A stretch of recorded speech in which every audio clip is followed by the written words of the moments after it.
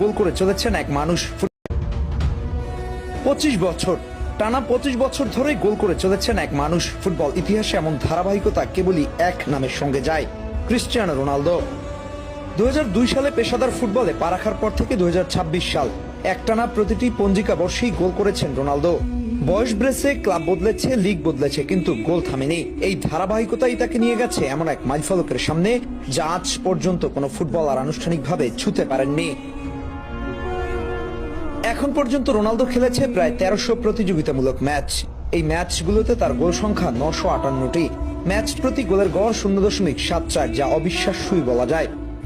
হাজার গোলের মাইলফলক এখন আর স্বপ্ন নয়, শুধু সময়ের অপেক্ষা। ফুটবল ইতিহাসে পেলে, রোমারিওদের মতো কিংবদন্তিদের নাম আসে হাজার গোলের আলোচনায়, তবে তাদের বেশিরভাগ গোলে ছিল প্রীতি ম্যাচে।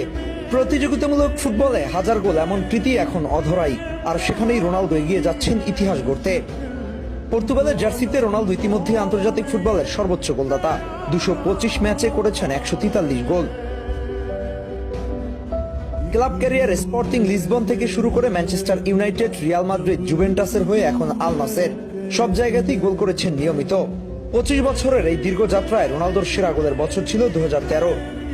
সে বছর তিনি করেছিলেন 69 গোল, যা এক মৌসুমে নয়, পুরো বছরে। অন্যদিকে সবচেয়ে কম গোল করেছিলেন 2003 সালে, মাত্র একটি, তবে সেটাই শেষবার। 2004 সালের পর আর কখনোই তার বার্ষিক গোল সংখ্যা 2 অঙ্কের নিচে নামেনি। বিশ্বকাপ জয়ের আক্ষেপ থাকলেও রোনালদোর ট্রফি ক্যাবিনেট শূন্য নয়। চ্যাম্পিয়ন্স লিগ, ইউরো লিগ শিরোপা সবই আছে, তবে হাজার গোলের আনুষ্ঠানিক স্বীকৃতি পেলে তার অবস্থান চলে যাবে একেবারে আলাদা কাতারে। শুধু ফুটবলার নয়, সর্বকালের সেরা ক্রীড়াবিদের তালিকায় উঠে যাবে তার নাম।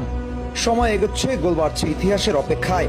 ক্রিস্টিয়ানো রোনালদো এক নাম, এক অধ্যায়, এক অবিশ্বাস্য যাত্রা।